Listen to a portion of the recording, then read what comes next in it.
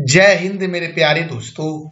आज है 13 जनवरी 2025 और आज के जितने भी महत्वपूर्ण करंट अफेयर्स होंगी और स्टैटिक जीके होंगी वो सभी हम इस वीडियो में डिस्कस करेंगे।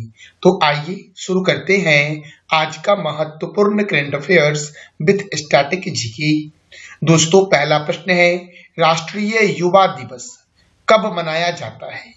राष्ट्रीय युवा दिवस कब मनाया जाता है?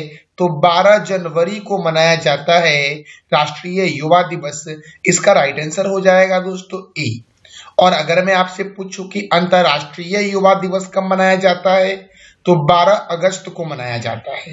राष्ट्रीय युवा दिवस 12 जनवरी और अंतरराष्ट्रीय युवा दिवस 12 अगस्त को मनाया जाता है। राष्ट्रीय युवा दिवस स्वामी विवेकानंद की जयंती पर प्रत्येक वर्ष 12 जनवरी को मनाया जाता है।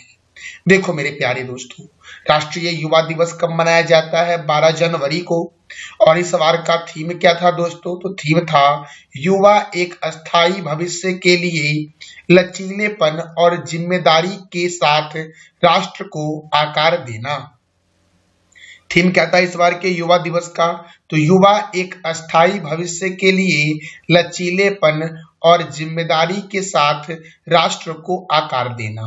पहली बार जो युवा दिवस मनाया गया था ये 1985 को मनाया गया था। और अंतर्राष्ट्रीय युवा दिवस कब मनाया जाता है? तो 12 अगस्त को मनाया जाता है। दोस्तों, स्वामी विवेकानंद का वास्तविक नाम क्या था?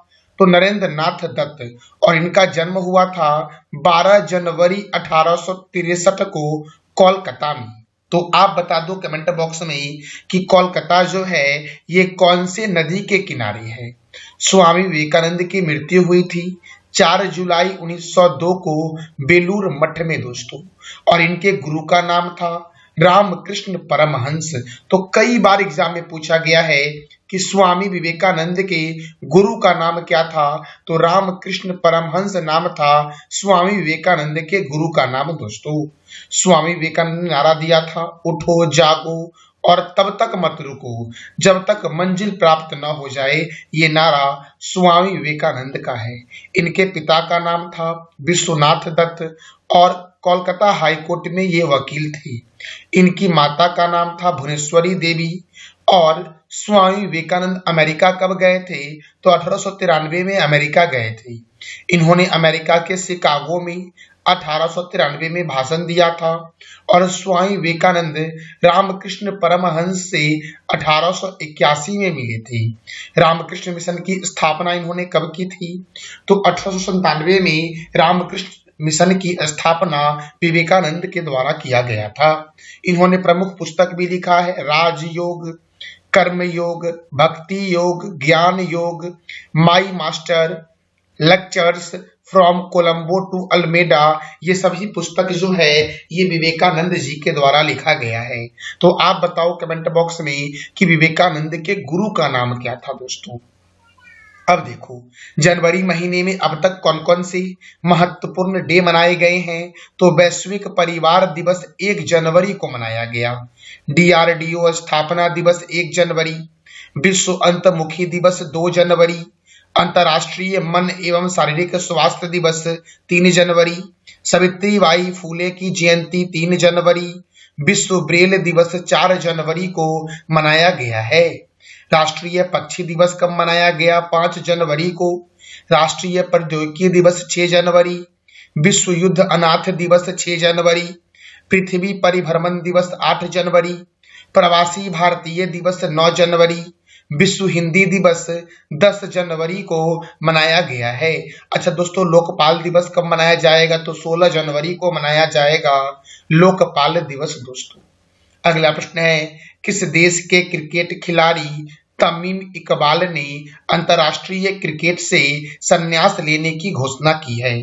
तो तमीम इकबाल दोस्तों ये कहाँ के हैं? तो बांग्लादेश के क्रिकेट खिलाड़ी हैं जिन्होंने अंतर्राष्ट्रीय क्रिकेट से संन्यास लेने की घोषणा की है। अब दोस्तों देखो, क्रिकेट से क्या क्या स्टैटिक प्रश्न आपके एग्जाम में बन सकते हैं वो भी एक बार देख लेते हैं हम लोग हैं। जैसे कि चिदम्बरम स्टेडियम चेन्नई में है, चेपक स्टेडियम चेन्नई में है, ईडन गार्डन स्टेडियम कोलकाता में है, स्वामी विवेकानंद स्टेडियम बेंगलुरु में है, अरुण जेटली स्टेडियम दिल्ली में है, राजीव गांधी स्टेडियम हैदराबाद में है, बाराबाती स्टेडियम कटक में है, वानखेड़े स्टेडियम मुंबई में है, किन्नन स्टेडियम जमशेदपुर में है, मेलबर्न स्टेडियम ऑस्ट्रेलिया में है, पर्थ और बिस्बर्न स्टेडियम भी ऑस्ट्रेलिया में ही है। और ऑस्ट्रेलिया और इंग्लैंड का राष्ट्रीय खेल क्या है दोस्तों? तो क्रिकेट है। याद रखना मेरे प्यारे दोस्तों अब देखो क्रिकेट के महत्वपूर्ण ट्रॉफी को देख लो। Ranji trophy, Irani trophy, Vijay Hazare trophy. कौन सा? तो विजय हजारे, रणजी ट्रॉफी, ईरानी ट्रॉफी। साथ साथ बोलो दोस्तों कौन सा कप? तो Moin ud-Dowlah gold cup, Cooch Behar cup, Duleep trophy cup, Rohinton Baria cup, GD Birla trophy और देवधर ट्रॉफी का संबंध किस खेल से है? तो क्रिकेट से है। याद रखना मेरे प्यारे दोस्तों देखो दुनिया का सबसे बड़ा क्रिकेट स्टेडियम जो है उसका नाम है नरेंद्र मोदी स्टेडियम, जो अहमदाबाद में है। और अहमदाबाद जो है ये साबरमती नदी के किनारे है। अहमदाबाद का उपनाम भी है। अहमदाबाद को बोलते हैं भारत का मैनचेस्टर और भारत का बोस्टन। किसे बोलते हैं? तो अहमदाबाद को बोलते हैं। अब देखो क्रिकेट की सर्वोच्च संस्था जो वर्ल्ड में है उसे आईसीसी बोला जाता है। आईसीसी अर्थात इंटरनेशनल क्रिकेट काउंसिल, जिसका हेडक्वार्टर दुबई में है। और भारत में जो क्रिकेट को कंट्रोल करती है वो संस्था है बीसीसीआई अर्थात board of control for cricket in India. और बीसीसीआई का हेडक्वार्टर कहाँ है? तो मुंबई में। और मुंबई के वानखेड़े स्टेडियम में इसका हेडक्वार्टर है मेरे प्यारे दोस्तों। बीसीसीआई की स्थापना हुई 1 दिसंबर 1928 को। और बीसीसीआई के प्रेसिडेंट हैं रोजर बिन्नी। कौन है दोस्तों? रोजर बिन्नी है। अच्छा दोस्तों अंतरराष्ट्रीय क्रिकेट काउंसिल के, इंटरनेशनल क्रिकेट काउंसिल के चेयरमैन कौन है? तो इसका जवाब दे दो आप कमेंट बॉक्स में। अब देखो महत्वपूर्ण खेल है जिसे खिलाड़ी को देख लेते हैं। तो बेसबॉल के एक पक्ष में 9 खिलाड़ी होते हैं, रग्बी फुटबॉल में 15 खिलाड़ी होते हैं, पोलो में 4 खिलाड़ी होते हैं, वाटर पोलो में 7 होते हैं। याद रखना अगर पोलो पूछे तो 4 और वाटर पोलो पूछे तो 7 मारना। खो खो में कितने खिलाड़ी होते हैं? 9। कबड्डी में 7 होते हैं, कबड्डी में, वाटर पोलो में और नेट बॉल में 7 खिलाड़ी होते हैं। हॉकी, फुटबॉल और क्रिकेट में 11 खिलाड़ी होते हैं। वॉलीबॉल में 6 खिलाड़ी होते हैं। बास्केटबॉल में 5 खिलाड़ी होते हैं। और जिम्नास्टिक में दोस्तों 8 खिलाड़ी होते हैं मेरे प्यारे दोस्तों। तो बेसबॉल में होते हैं 9 और क्रिकेट में कितने होते हैं? 11। रग्बी फुटबॉल में कितने होते हैं? 15। याद रखना सबसे अधिक खिलाड़ी दोस्तों रग्बी फुटबॉल में ही होता है मेरे प्यारे दोस्तों। अब अगले प्रश्न की ओर हम बढ़ते हैं। हमारा अगला प्रश्न देखो क्या है। तो हाल ही में प्रधानमंत्री नरेंद्र मोदी ने कहाँ के सोनमर्ग पुल का उद्घाटन करेंगे? कहाँ के सोनमर्ग पुल का उद्घाटन प्रधानमंत्री नरेंद्र मोदी करेंगे? तो जम्मू कश्मीर के सोनमर्ग पुल का उद्घाटन प्रधानमंत्री नरेंद्र मोदी करेंगे दोस्तों। इसका राइट आंसर हो जाएगा दोस्तों सी। अब देखो दोस्तों जम्मू कश्मीर के उपराज्यपाल कौन हैं और जम्मू कश्मीर के मुख्यमंत्री कौन हैं? इस दोनों प्रश्नों का जवाब दोस्तों आप दे दो कमेंट बॉक्स में। ये जो सोनमर्ग सुरंग है इसकी लंबाई है 12 किलोमीटर। दोस्तों कितनी लंबाई है? तो 12 किलोमीटर लगभग इसकी लंबाई है। अब देखो भारत की प्रमुख झील को एक बार देख लेते हैं। बेम्बांड झील, बेम्बांड झील, अष्टमुदी और पेरियार झील, ये तीनों केरल में है। याद रखना चिल्का झील जो है ये खारे पानी की सबसे बड़ी झील है और ये ओडिशा में है। डिडवाना झील, सांभर झील, उदय सागर झील, पिछौला झील, ये कहाँ है? तो राजस्थान में है। लोनार झील महाराष्ट्र में है। फुलहर झील उत्तर प्रदेश में है। डल झील जम्मू कश्मीर में है। कोलेरू झील आंध्र प्रदेश में है। लोकटक झील मणिपुर में है। रूपकुंड झील, राकसताल झील, नौकुचिया ताल झील, खुरप ताल झील, माला ताल झील कहाँ है? तो उत्तराखंड में है। पुलिकट झील तमिलनाडु और आंध्र प्रदेश की सीमा पर स्थित है। जैसे मैंने अभी बताया कि भारत की सबसे बड़ी खारे पानी की झील चिल्का झील है, तो उसी तरह से भारत की दूसरी सबसे बड़ी खारे पानी की झील जो है ये पुलिकट झील है दोस्तों। अच्छा आप बताओ कमेंट बॉक्स में कि भारत की सबसे बड़ी मीठे पानी की झील कौन सी है? बिहार में दोस्तों कांवर झील है। कांवर झील कहाँ है? तो बिहार में। और घोरा कटोरा झील भी बिहार में ही है दोस्तों। बूलर झील जम्मू कश्मीर में है। और हुसैन सागर झील कहाँ है? तो तेलंगाना में है हुसैन सागर झील मेरे प्यारे दोस्तों।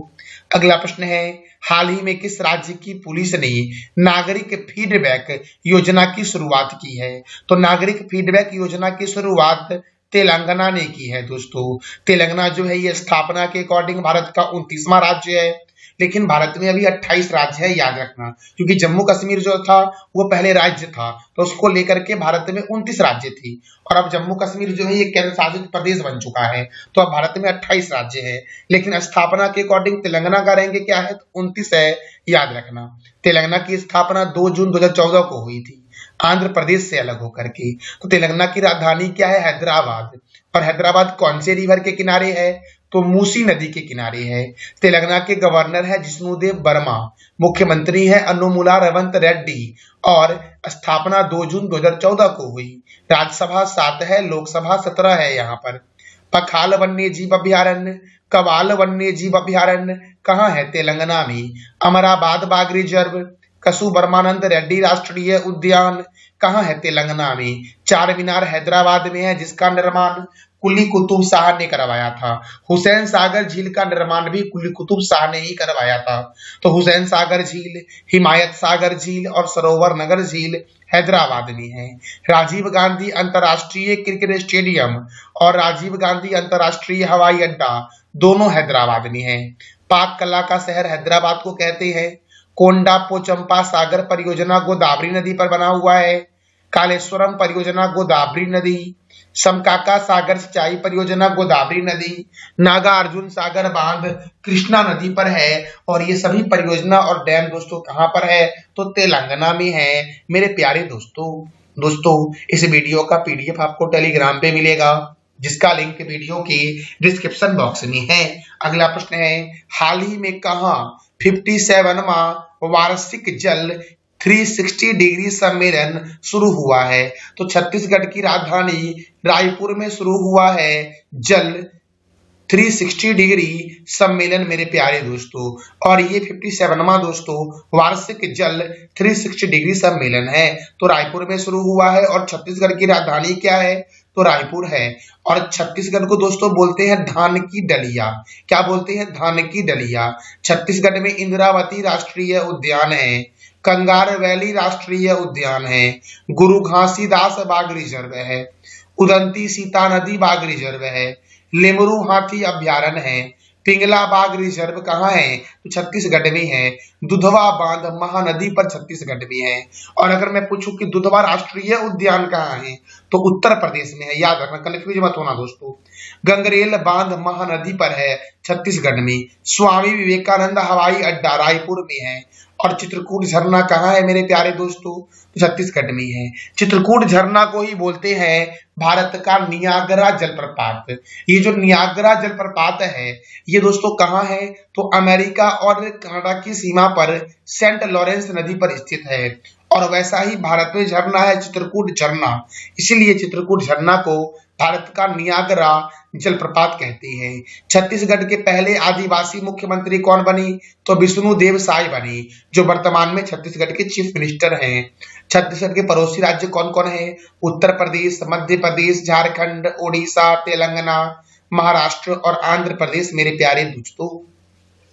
अगला प्रश्न है, जोसेफ ऑन किस देश के राष्ट्रपति बने हैं? तो लेबनान के नए राष्ट्रपति बने हैं जोसेफ ऑन दोस्तों। और लेबनान की राजधानी क्या है? तो बेरूत।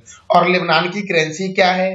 तो लेबनानी जो पाउंड है, लेबनान की करेंसी मुद्रा दोस्तों। अगला प्रश्न हमारा है, राष्ट्रीय युवा महोत्सव 2025 का आयोजन कहाँ किया गया है? तो नई दिल्ली में किया गया है राष्ट्रीय युवा महोत्सव 2025 का आयोजन दोस्तों।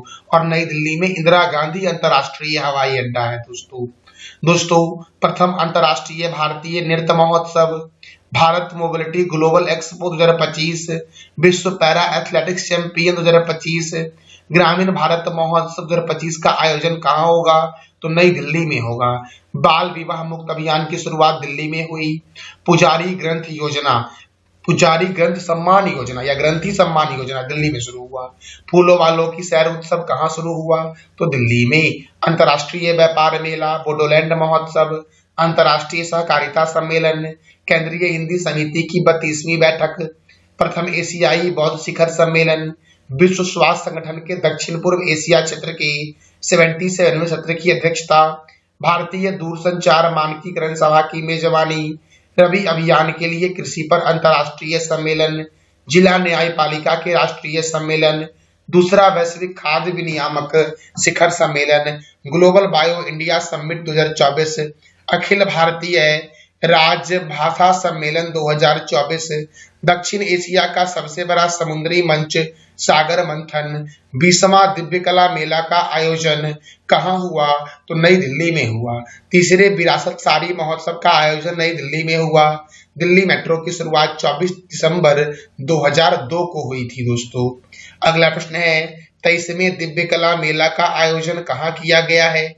23वां दिव्य कला मेला का आयोजन दोस्तों ये गुजरात में किया गया है। कहाँ किया गया है? गुजरात में दोस्तों अब देखो गुजरात में किया गया है, तो गुजरात जो है ये भारत का सबसे बड़ा तटवर्ती राज्य, मतलब तट से लगा हुआ राज्य है। भारत में 9 तटवर्ती राज्य हैं। 9 तटवर्ती राज्य कौन कौन से हैं? तो गुजरात है, महाराष्ट्र है, कर्नाटक है, गोवा है, केरल है, तमिलनाडु, आंध्र प्रदेश, ओडिशा और पश्चिम बंगाल है दोस्तों। गुजरात की राजधानी क्या है? गांधीनगर। गुजरात के गवर्नर कौन है? आचार्य देवव्रत। गुजरात के मुख्यमंत्री कौन है? भूपेंद्र भाई पटेल। गुजरात में राज्यसभा 11 है, लोकसभा 26 है। काकरापारा परियोजना ताप्ती नदी पर है। उकाई परियोजना ताप्ती नदी पर है। पनामा परियोजना पनामा नदी पर है। और गिर राष्ट्रीय उद्यान गुजरात में है मेरे प्यारे दोस्तों। नल सरोवर अभ्यारण्य, पोरबंदर लेक वन्य जीव अभ्यारण्य, रतन महल वन्य जीव अभ्यारण्य, बंसदा राष्ट्रीय उद्यान, थोल झील वन्य जीव अभ्यारण्य, वाधवाना आर्द्र भूमि, जंगली गधा अभ्यारण्य कहाँ है मेरे प्यारे दोस्तों? तो ये गुजरात में है। मरीन राष्ट्रीय उद्यान, ब्लैक बक राष्ट्रीय उद्यान, खिजारिया पक्षी अभ्यारण्य, विश्वामित्री नदी परियोजना कहाँ है? तो गुजरात में है। भारत का बोस्टन बोलते हैं अहमदाबाद को, और भारत का मैनचेस्टर भी बोलते हैं अहमदाबाद को। विश्व के सबसे लंबे मंदिर रोपवे दोस्तों गिरनार रोपवे है। विश्व का सबसे लंबा मंदिर रोपवे मेरे प्यारे दोस्तों। देखो राष्ट्रीय डेयरी विकास बोर्ड का हेडक्वार्टर आनंद में है, जिसकी स्थापना 1965 को हुई। सॉल्ट सिटी के नाम से जानते हैं गुजरात को। डायमंड सिटी के नाम से जानते हैं सूरत को। विश्व का सबसे बड़ा cricket stadium Narendra Modi stadium है, जो अहमदाबाद में है। अगला प्रश्न है किस राज्य सरकार ने गंगा जल योजना की शुरुआत की है? तो बिहार ने। और बिहार दोस्तों जिसकी आकृति है आयताकार। तो बिहार के बारे में दोस्तों आज आप बताओ कमेंट बॉक्स में। मैंने कई बार आपको बताया है बिहार के स्टैटिक जीके को। अगला प्रश्न है हाल ही में फार्मा कंपनी सिल्वा ने किस रोग की जांच के लिए mobile app SIM air launch किया है? तो सिम एयर मोबाइल ऐप दोस्तों अस्थमा की जांच के लिए, किसके लिए? अस्थमा की जांच के लिए फार्मा कंपनी सिप्ला ने लॉन्च किया है दोस्तों प्रश्न हमारा है कि हाल ही में फार्मा कंपनी सिप्ला ने किस रोग की जांच के लिए मोबाइल ऐप सिप एयर लॉन्च किया है? तो अस्थमा की जांच के लिए दोस्तों ये था हमारा आज का महत्वपूर्ण current affairs with static GK. कल मैंने आपसे 3 प्रश्न किया था कि वर्तमान में लोकसभा अध्यक्ष कौन है? ओम बिरला। प्रथम महिला लोकसभा अध्यक्ष कौन है? मीरा कुमार। और प्रेसिडेंशियल मेडल ऑफ फ्रीडम जो है ये अमेरिका का सर्वोच्च सम्मान है। आज का आपका 3 प्रश्न है यूनिसेफ की स्थापना कब हुई? रोजगार मामले में कौन सा राज्य प्रथम स्थान पर है? और भारतीय रिजर्व बैंक के गवर्नर कौन बने हैं? तो इस तीनों प्रश्नों का जवाब दे दो आप कमेंट बॉक्स में। दोस्तों यह वीडियो आपको कैसा लगा इसका फीडबैक आप अवश्य कमेंट बॉक्स में देना। जानकारी अच्छी लगी तो चैनल को लाइक करें, शेयर करें और सब्सक्राइब करें। थैंक यू सो मच मेरे प्यारे दोस्तों।